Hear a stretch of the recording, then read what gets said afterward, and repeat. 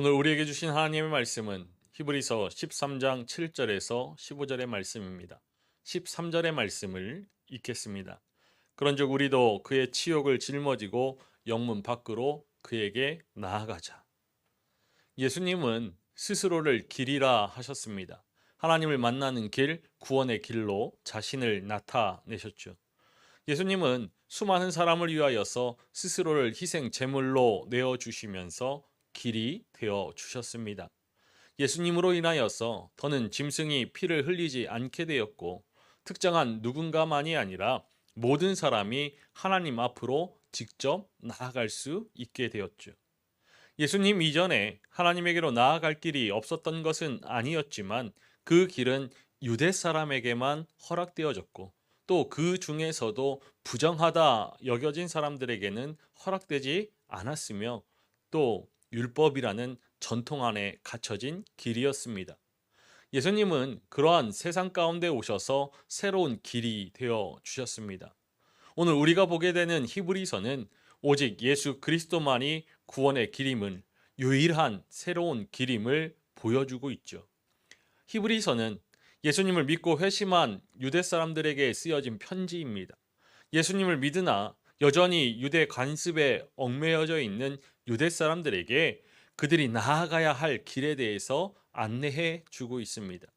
특별히 히브리서 13장은 서신을 쓴 목적에 맞게 영원한 대제사장 되시는 예수 그리스도의 위대함, 그리고 그의 사역의 완전함을 전하여 줍니다. 믿음이 삶의 현실과 동떨어질 수 없는 실제임을 드러내주며 우리의 믿음이 일상의 삶에서 어떻게 나타나야 하는지를 가르쳐주는 말씀입니다. 그래서 히브리서는 하나님이 기뻐하시는 제사가 무엇인지를 가르쳐주면서 마지막 당부를 하고 있습니다. 하나님이 기뻐하시는 제사는 유대인들이 알던 제사와는 다릅니다. 형제 사랑하기를 계속하고 손님 대접하기를 잊지 말라 하지요. 복음으로 인하여서 갇히거나 학대받고 고통당하는 사람이 있다라면은 함께 아파하고 슬픔을 나누라고 합니다. 거룩하고 정결한 결혼 생활을 하고 재물을 사랑하지 말고 주어진 것에 만족하라고 하죠. 마지막으로 말씀을 전하고 인도하는 영적 지도자들의 믿음을 본받으라라고 교훈합니다. 이처럼 하나님이 기뻐하시는 제사는 개인의 정결을 거룩을 지키는 것에 멈추지 않고 이웃을 향한 사랑과 돌봄으로 이어지는 것입니다. 예수님께서 그렇게 하셨기 때문이죠. 예수님은 자신의 피로 백성을 거룩하게 하시려고 성문 밖에서 고난을 받으셨습니다. 우리 12절의 말씀을 함께 읽어보겠습니다. 그러므로 예수도 자기 피로써 백성을 거룩하게 하려고 성문 밖에서 고난을 받으셨느니라. 대제사장이신 예수님께서 우리의 죄를 대속하기 위하여서 스스로 제물이 되셨습니다. 일반의 제사장들은 희생 제물을 잡아서 제사를 드렸지만 대제사장이신 예수님은 자기 자신을 희생의 제물로 바치셨죠. 이것이 바로 십자가입니다. 십자가를 진다라는 것은 자신을 죽여서 다른 사람을 살리는 것입니다. 이 십자가는 세상의 가치, 세상의 사고를 뒤엎는 혁명적인 사건이죠. 내가 아닌 다른 사람을 희생시켜서 자신의 욕망을 이루고자 하는 세상의 시각으로 본다라면은, 십자가를 본다라면은 그것은 어리석음입니다. 그러나 예수 그리스도의 십자가 아니고서는 새로운 세상, 하나님의 나라가 임할 수 없습니다. 그러니 이제 우리도 예수님이 당하신 수치와 모욕을 짊어지고 영문 밖으로 나아가라라고 히브리서가 권면합니다. 그것이 바로 하나님이 기뻐하시는 제사라고 말하지요. 우리 13절의 말씀을 다시 한번 읽어보겠습니다. 그런즉 우리도 그의 치욕을 짊어지고 영문 밖으로 그에게 나아가자. 그런즉이라는 이 접속 부사는 앞에 내용이 뒤이어 나오는 내용의 이유 또는 근거가 될 때 쓰이는 것입니다. 우리가 영문 밖으로 나아가야 하는 이유는 그것이 바로 예수님을 만나는 자리이기 때문입니다. 희생 제물인 짐승의 사체를 영문 밖에서 불살랐던 것과 같이 예수님께서도 영문 밖에서 고난당하셨습니다. 아름다운 순종과 인내로 속죄의 제사에서 피를 흘리시고 영문 밖에 버려진 그런 짐승 사체와 같은 그 희생 제물의 운명을 겪으셨죠. 예수 그리스도께서 당하지 아니어도 되는 그러한 처우를 당하셨습니다. 우리의 죄와 허물 때문에 예수님께서 순환과 모욕, 수치와 부끄러움을 당하셔야 했던 것입니다. 속죄 제사는 백성들의 죄를 씻고 그 죄로 더럽혀진 성소를 정결하게 할 뿐만 아니라 하나님과의 관계를 회복하기 위한 제사입니다. 예수 그리스도께서 하나님의 어린 양으로 희생 제물이 되어서 영 단번에 속죄 제사를 통하여서 십자가의 보혈로 백성을 거룩하게 하고자 하셨습니다. 영문 밖에서 고난을 받으신 우리 주 예수 그리스도로 인하여서 우리의 모든 죄가 사하여졌습니다. 바로 이것이 우리 주 예수 그리스도께서 고난받으시고 십자가의 죽음을 맞이하신 목적이라고 히브리서가 말하고 있는 것이죠. 성문 밖, 영문 밖은 공동체의 보호와 관심에서 제외된 곳입니다.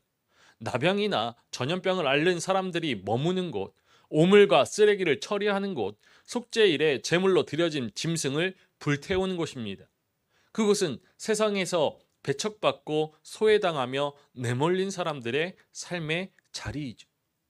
그렇게 부정하다 여겨지는 곳에서 가장 완전하고 거룩하신 분이 돌아가셨습니다. 죄가 없으신 예수님이 그곳에서 고난을 당하심으로 새로운 길을 열어주셨습니다.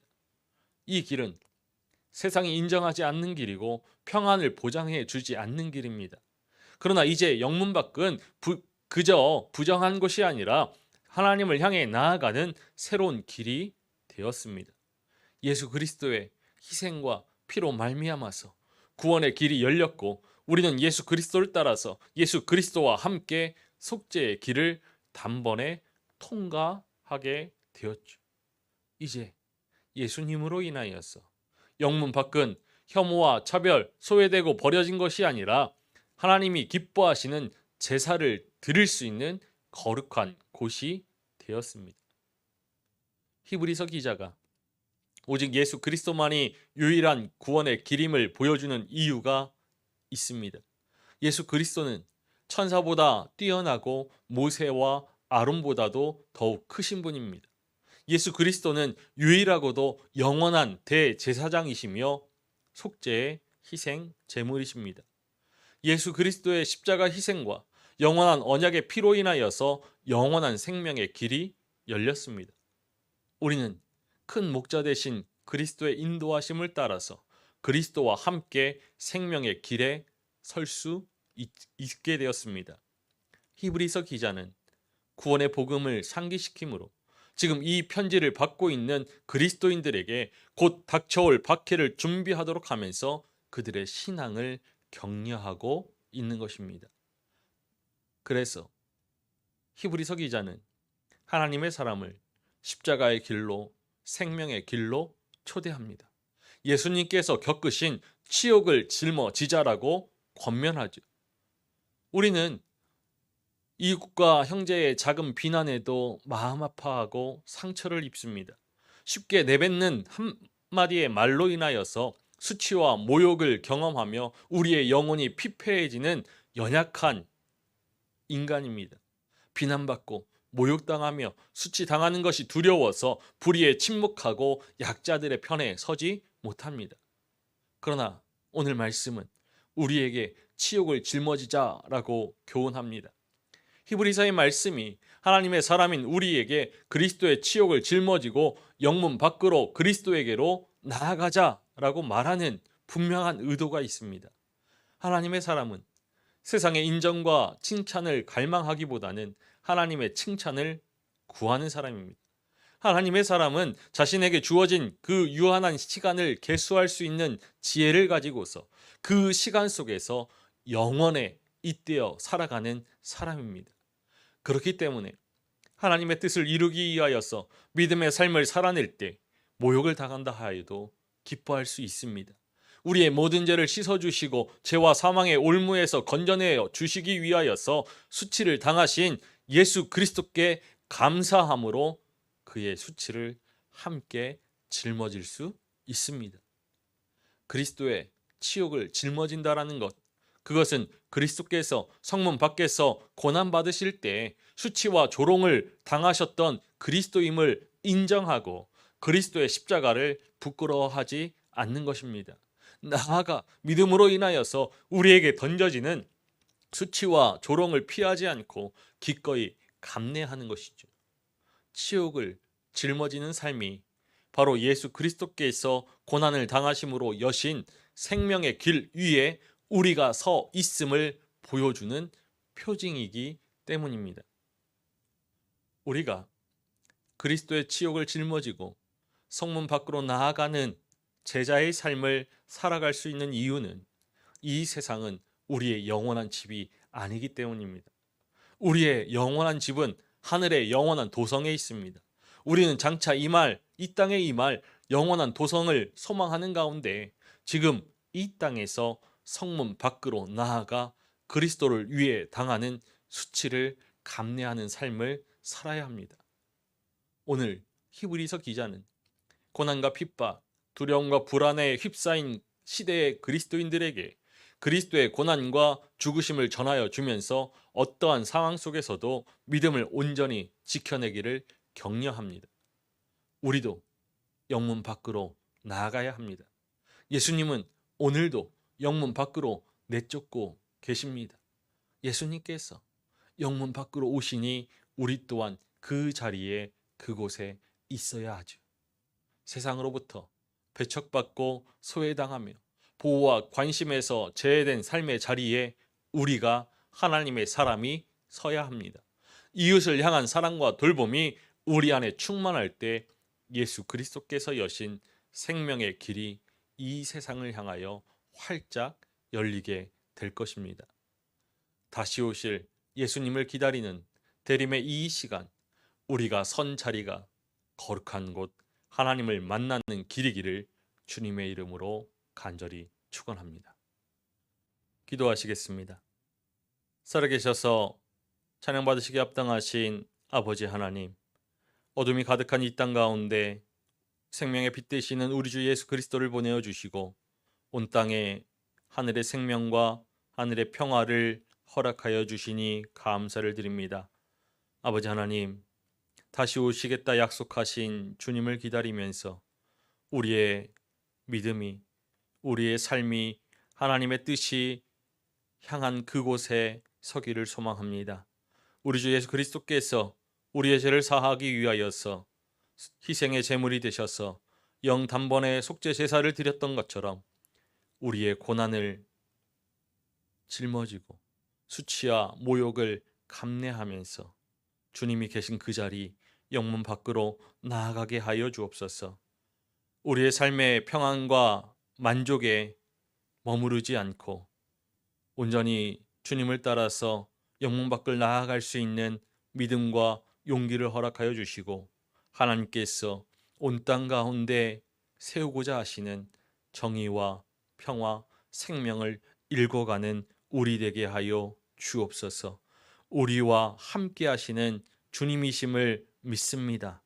주님이 원하시는 대로 오직 하나님만을 사랑하고 이웃을 사랑함을 통하여서 우리가 살아가는 믿음의 삶으로 이 땅 가운데 사랑과 정의와 평화를, 하나님의 나라를 확장시켜 나아가게 하여 주옵소서.